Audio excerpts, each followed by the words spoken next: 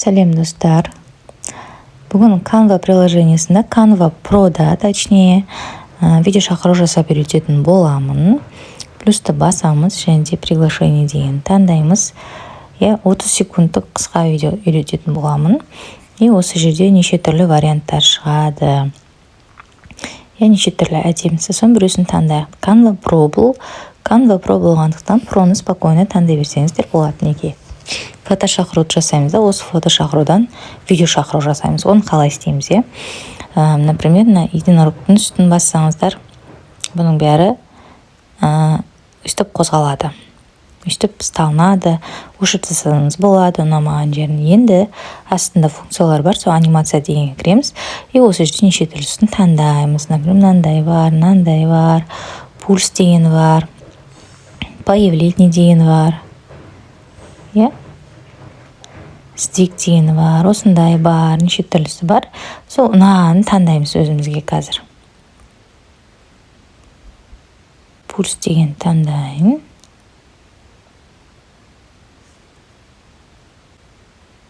Масштабирование осыны осылай үлкейтемін, максимальный қоям.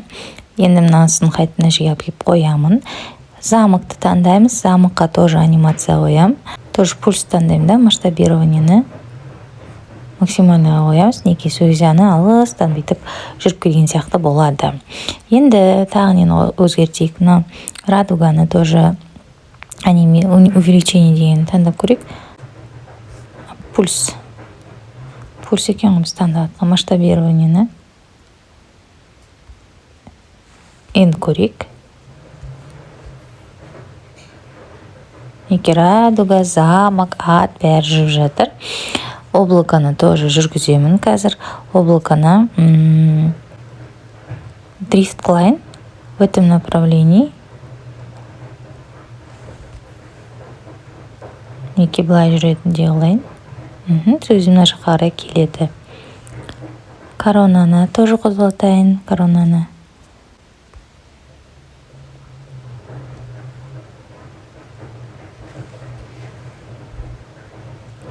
Өстіп қойсақ болады.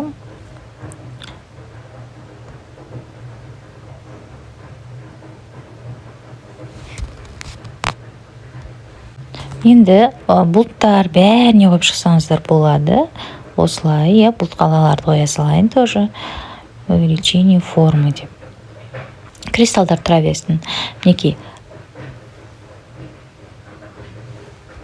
0,5 секунд болды. Енді біз секундымызды үлкейтсек болады. Оны қалай істейміз? Мына ақтың үстін басамызда, нәтиже сөзі сағат шығады. Сағат бізді максималыға қоямыз 30 секундқа. Енді қараймыз. Мінекей көрдіңіздер ме? 30 секундтық осындай әдемі видео болып шықты. Енді қараңыздар, Canva Pro'ның ерекшелігі осында редактировать ете бересіздер текстті. Например, Алинда деген үстін басамыз, өшіреміз да, например, жаңағы не дейін, Амина дейін, мысалға готовы. Енді шрифтке кіреміз. Осында қазақша шрифттер жүктеуге болады. Точнее, өзіңіздің файлда тұрған шрифттарыңыз автоматически осыған өзі загрузка жасалынады. Накемна Амина деген таңдайық. Қайсы әдем болады? Жоқ. Ноған әдем болып тұр. Осын таңдайық. И осылай любой шрифтті өзгерте бересіздер. Любой текстті. Бір жас тұсаукесер деп.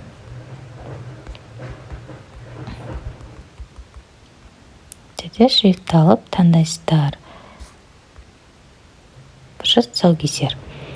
Осылай бәрін өзгертіп, осы жерде сразу жаза берсеңіздер болады тексті. Енді тағы да бір рет қарап көрейік. И және де текстке тоже анимация бересіздер. Текстке тоже анимация тура солай береді. Анимация кіріп, осылай жазса болады.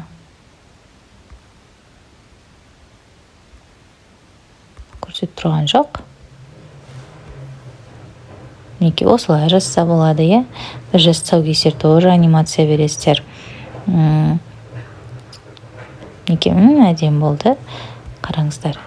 Амина бір жас тұсаукесер деп осылай 30 секундтық видео шақырулар жасасаңыздар болады Canva Pro'да. Canva Pro'ны алғыңыз келсе, маған Инстаграмға дайректке жазыңыздар. Қош сау болыңыздар.